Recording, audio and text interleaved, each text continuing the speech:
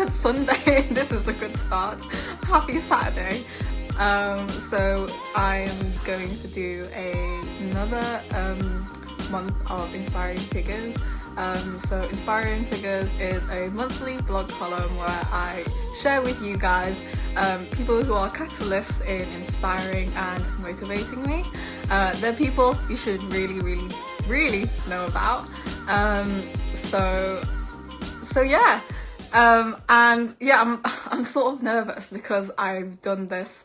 The last time I did this was I think it was in, I want to say September. I did 2 of them because I was like, I wanted to get Natalie, who was the other guest, in before she had like such a busy schedule, so I had to schedule some time with her like end of September, and I already did the one before her, Tara, start of September. So this is like the first time in like about a month, so I'm sort of nervous, but we're gonna get through this. Hello everyone, to those who's just joined, thank you so much for joining me this Saturday morning. So we're going to kick off then with today's inspiring figure, my close friend David. I'm not gonna like talk about him too much because I want him to introduce himself, but yeah, I'm gonna try and invite him into the call now. Fingers crossed this works, because every single time this happens, it doesn't, well, every time I try it doesn't work, and it caused, like, there was, I think it was 2 months ago, it just completely crashed. So I get so much anxiety trying to invite someone, but we're gonna go from here. Right, Hopefully this works. Please work on me, tech. Hey, Hi, hey, hello. David. How are you doing? I'm doing good. How are you? Good. I just arrived to London yesterday. I'm Oh, settling down. are you in London? I thought you were in Barcelona for some reason. I don't know. I think Yeah. I think we were talking like earlier this week, and I thought you were in Barcelona. I was. Yeah. I don't know. I don't Not know, anymore. but not anymore. Well, you're in London. Awesome.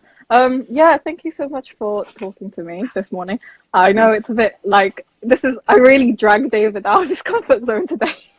So this is what's happening. So yeah, if I ever get too like loud or giddy, just let me know. And if you don't want to answer any questions, like just go with that. But so let's just pretend that we're like FaceTiming each other. So yeah. All right. So David, can you introduce yourself to everyone? So sort of like what you do, but I don't want to just focus on like work, obviously, because there is a lot more to a person than their work. Yeah. So just tell me a bit about yourself, and hello to everyone who's joined. Okay. Thanks, Paul, for having me. So I'm David. I'm studying computer science in Barcelona. My university journey has been a bit weird, so not gonna get into that now. But I'm working currently as a part-time product designer remotely, and I'm also doing university final project because it's the 4th year. And then I just do stuff on the side, like the art+code thing that you mentioned, and just doing prototypes for stuff I come up with, or other things that are not so technology related. Yeah. Exciting, awesome. So like I think one of the biggest questions I wanted to ask you today, and I think a lot of people would be interested in just knowing about, is how did you get into programming? Because I feel like a lot of people, when they think of like coding and someone who can code and program stuff, they just think that you sort of have to be like born with it, and it's sort of just like some people can just naturally code, some people can just naturally program, but obviously it's not that. It's a lot of like learning behind it. So how did you get into programming? Okay. So when I was young, I liked to play video games a lot with my cousin, and our parents didn't like that, so they forbid us to play, I don't know, more than 1 hour, I don't know. So to work around that, I started making paper board games that were very similar to video games. Like you had Yeah. even paper controllers that you would play with, and I would like Oh, see what my cousin was doing with the controller, and I would move the yeah. sprites, or yeah.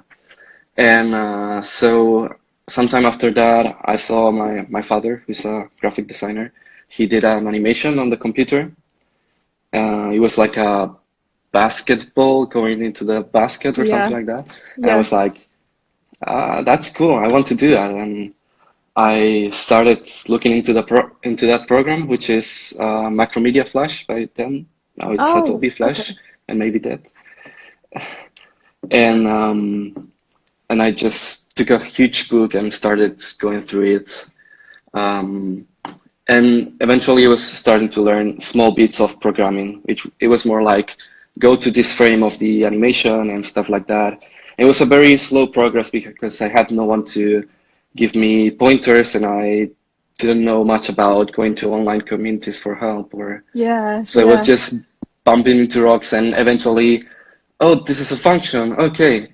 Oh, I can pass arguments to the function instead of writing the same lines yeah. 10 times. I don't know.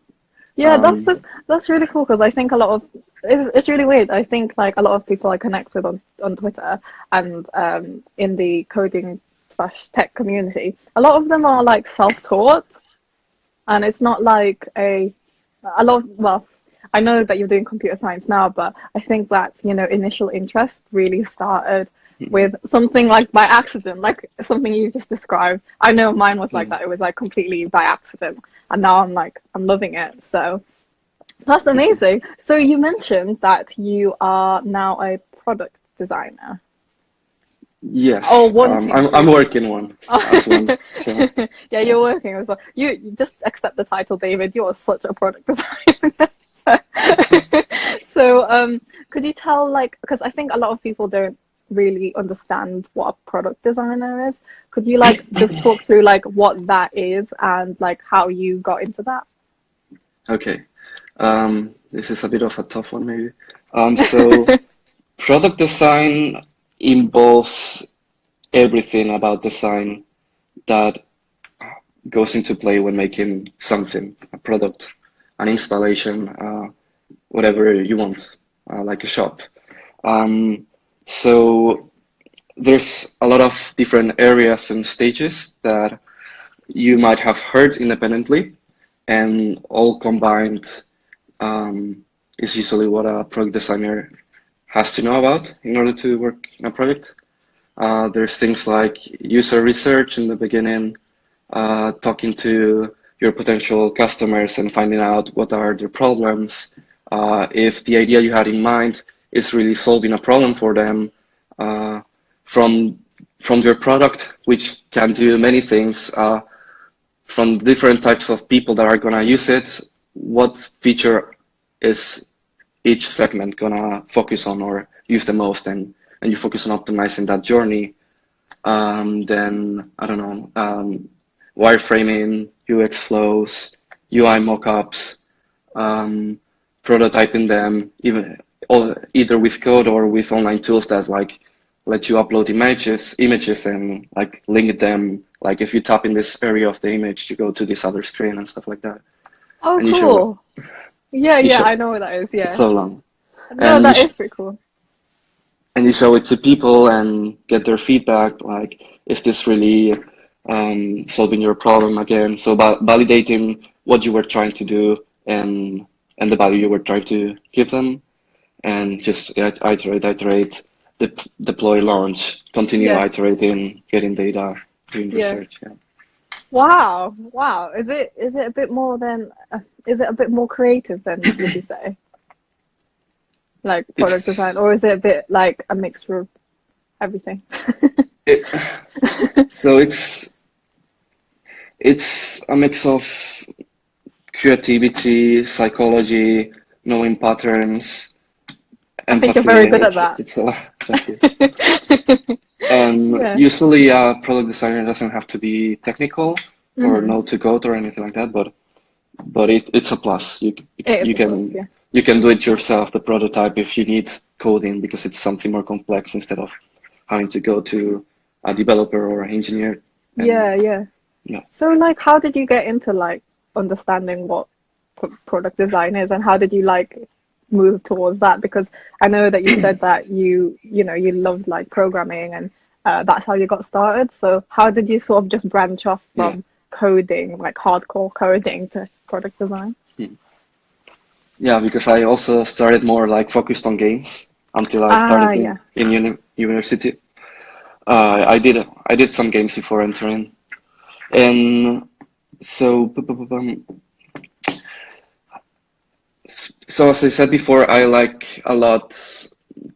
I just come up with ideas that I want to see done, and since I know how to code, then I just go for it and try to get them done. It's usually stuff that I make for fun, or little helper tools, or like organizational stuff. Yeah. And so, not sure, maybe reading a lot of articles online, or just liking a lot the fact about making a good product. Yeah. Like if you like making good products, then you end up caring how the user feels about them and what's wrong, what could be improved, and that's a bit of product design that can Yeah. lead the way. Yeah, I know. I'm smiling a lot because I remembered when we met up in London and you showed me the game that you made. I don't know if you want to talk about that, but that game that Which you made, and I forgot the name of it, and the it was like little cute little yeah, yeah, little characters with the trees and stuff. It felt like Tamagotchi. Yeah, but yeah, it was that really one. calming. I loved that. I love that so much. Do you want to quickly talk about that? Obviously, if you don't want to, don't worry. Sure, sure, Yeah. okay. Do you want to talk Uh, about like how you started it and also like the effects of it? Because that really impressed me, and I think everyone should know about it. okay. Let me know later if you want me to go to those stories that maybe I shared with you. Yeah. So that game, it was using some creatures I had been using in games that I created some creatures that I would reuse in some games when I was young. And in high school, the last year, at least in Spain, you have to do a research project. So I was like, okay, I know Flash. I know that Flash can export apps. So I'm gonna try making a mobile game. Um, and yeah, Flash didn't work out. And and since it didn't work out, I was like, okay, let's learn Objective C, which was a huge leap at that time because it looks very different from other programming languages, and I also didn't have a very super programming background. But yeah, I went through it, and the good thing about working on a project for university or something like that is that you have a deadline, so you have to have something playable or usable by the deadline, so you're more like focused and stripped down stuff. So yeah, I worked on it, released it like in January 2012. It was free because it was like, yeah, freemium. I think it's gonna be good. And because people don't like to pay and ads, Yeah. and it It's got true. like 80K downloads and lots of reviews, Amazing. a lot of stuff and stories to read from people. As you said, there were some stories like some guy using it for sleeping. It helped him sleep better because he would watch the creatures like walk around the park and talk to each other and the music, and that was soothing, he said. And then there's other more. Oh yeah, there's this girl who is blind, but was able to play the game.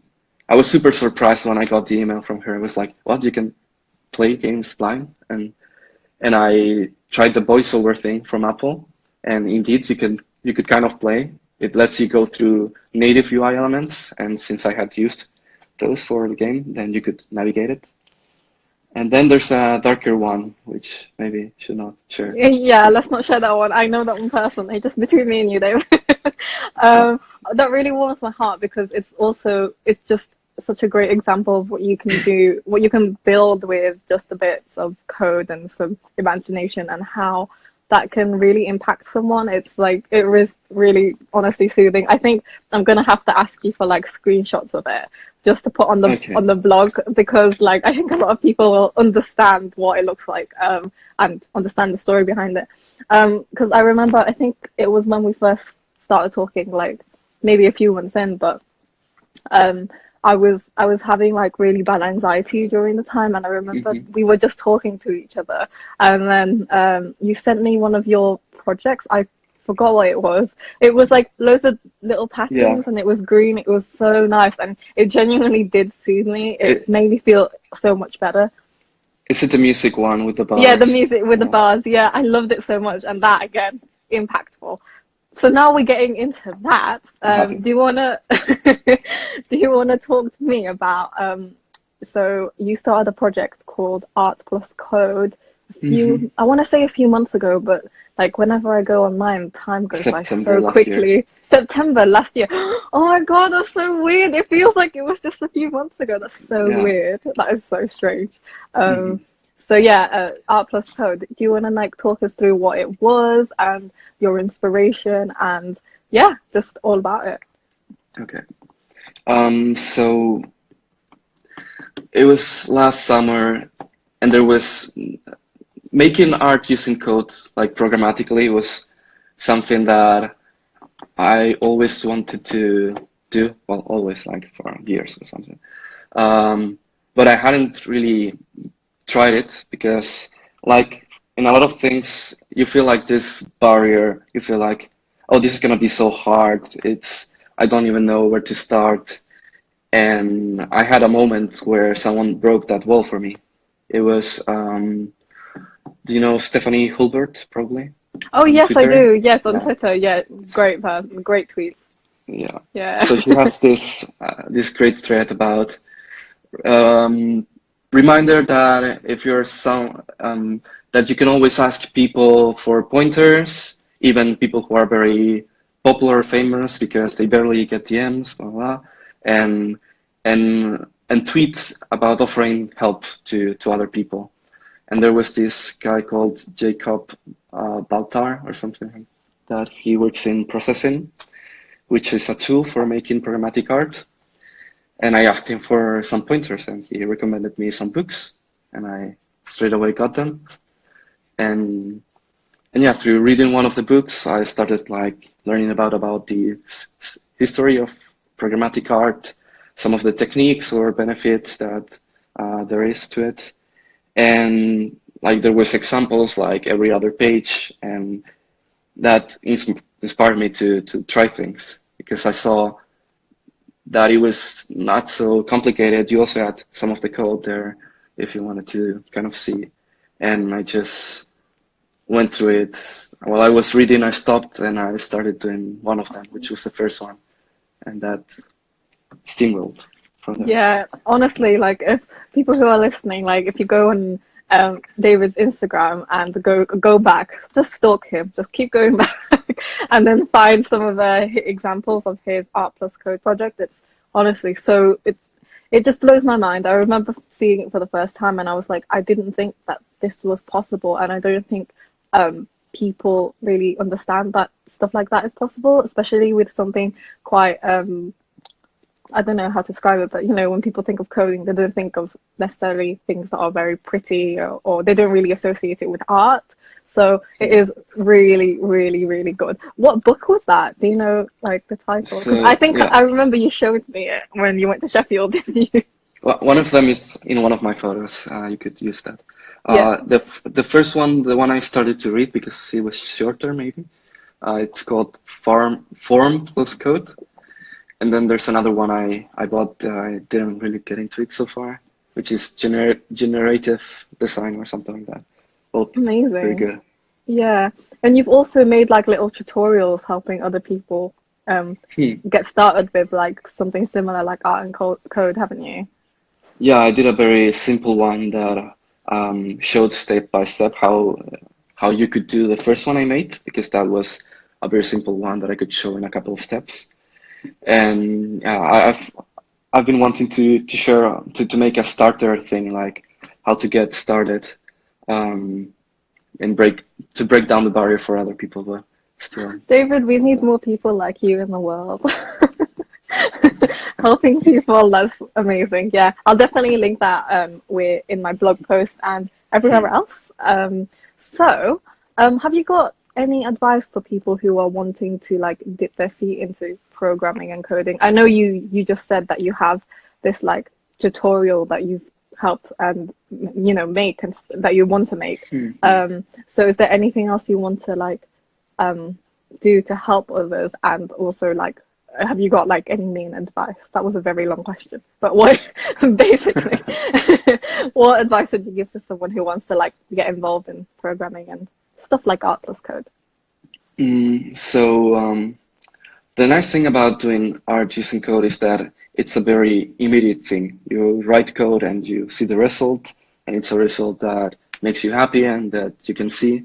It's not like some very traditional programming learning stuff, which is like, okay, you write this line and you will see this line in the console.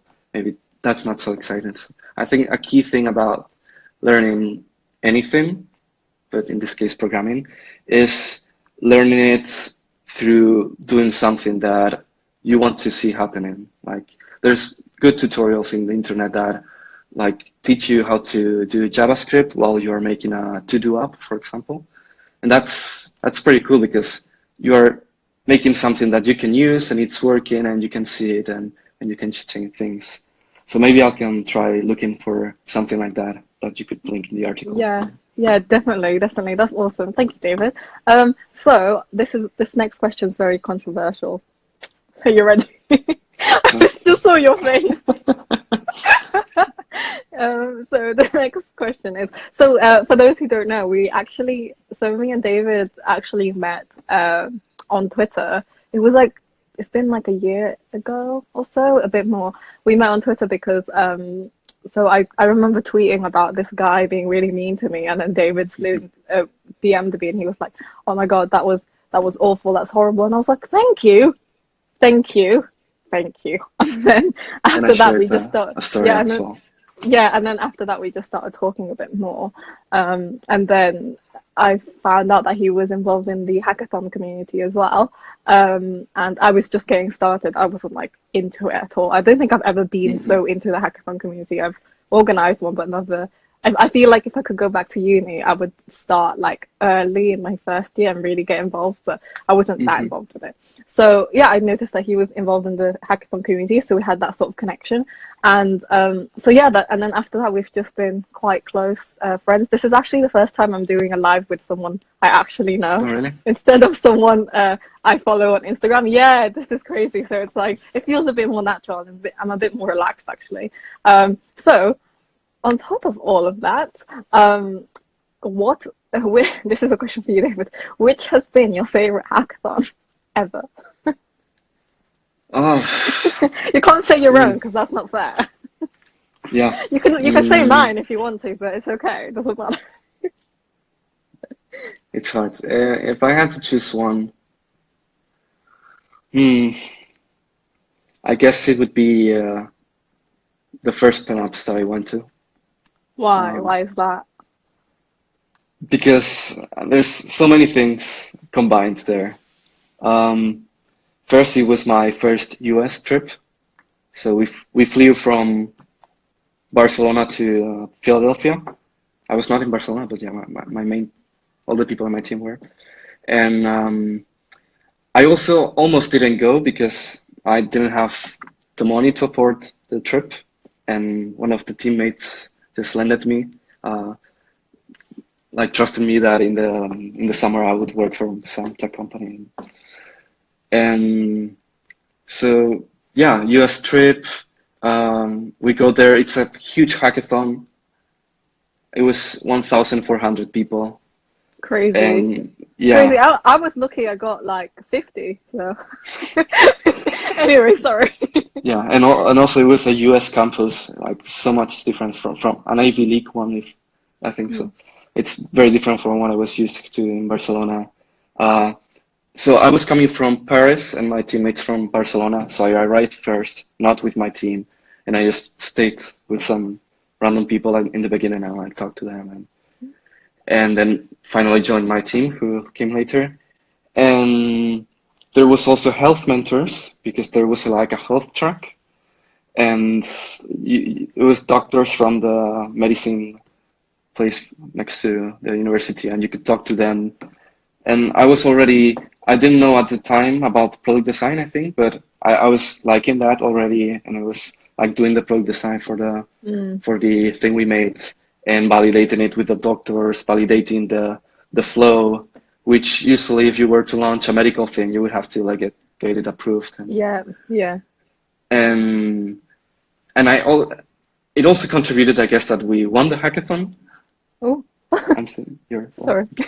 Yeah, that you Yeah. won the So, hackathon. yeah, we won the hackathon What did you and win? I'm so so much nosy. stuff. Uh, I can tell it, but so we won 3K split between us. We Whew. but before you have to cut the taxes. Then an Oculus Take 2 and some other stuff. Yeah. That's Yeah, it that's was great. It was amazing. great. Yeah, That what that did helped with paying back the trip for me. yeah. So like you know, I remember you telling me this story. Again, I just feel like only if you want to share it, but like where did you go after you went? You didn't just go stay there, did you, and then go back? Yeah. Well, Well, since we were already crossing the ocean to get there, we decided to do the dream trip, whatever, to go the to Silicon American Valley. dream. Oh yeah. And yeah, we went there and stayed in Palo Alto for 3 weeks or something like that, and meeting a lot of companies with which we would try to get as a sponsor for the hackathon we were going to organize later after all this experience. hmm And yeah, just visiting companies and seeing the life in the valley and doing some sighting trips like the bridge, Lake Tahoe, and some stuff like that. That's incredible. Like, you know, It's really fun. when I think of Silicon Valley, I just think some it's just a different world that doesn't really exist apart from the internet that talk about it sometimes, you know what I mean? I don't think Yeah. it's like a real thing, but obviously it is. So yeah, that is incredible. I know like I forgot to say this actually, but like for those who don't know, like a hackathon is a weekend where you build something. You don't really need to know, you don't need to have like technical knowledge to participate because um, the whole point of it is to learn something. I know when I went to one of my first hackathons, I think it was, I learned a lot of things. So and I don't consider myself super technical, but technical enough. But I know that a lot of the um, coding code first girls students that I used to teach attended some hackathons and they loved it. And some of them didn't really code; they did more of the creative side of their projects. So yeah. And So there's do you also have? a lot of Sorry. talks usually to get you started Yes, for different levels exactly, and yeah, exactly, mentors. exactly. There's loads of like loads of support there, and it's just such a fun weekend. I think it's like, like I said, I wish I did a bit more of it when I was at uni because I think that the hackathon community is like it's just people I've always wanted to meet because when I was going into university, I didn't feel like I fit in with anyone. So I think like when I found the hackathon community, I was like, oh my God, these are the people I've always been searching for. This is amazing. So yeah, do you have any like advice for people who want to get started in that hackathon scene? Because I know you've organized one and you've gone to loads of them. And, like I know it's a bit daunting for people to go in and be like in a room full of people who are just on their laptops. I know it can be really scary. Have you got any like advice? Okay, advice. David, you're good at this. Just it. There's not much to fear about. Even if you are not experienced, the point is not winning the hackathon or gaining competitive points or getting hmm hard. Like that can be your goal if you want to, but you can just go and learn from other people, learn from the internet while you're doing. You don't have to come up with the knowledge. You can just learn there. Some of my other great hackathons that I've been to, it was because I learned something. If hmm you always go and do things that you already know how to do, um, that can be good, but takes out one of the interesting things that you can do there, which is learning something new, learning from some people that are there. That happened to me on my second PenUps. I tried to do something hardware related, and they had a hardware lab, and I hadn't didn't have much hardware experience. Had done some stuff in uni, but not much, especially not with Arduino.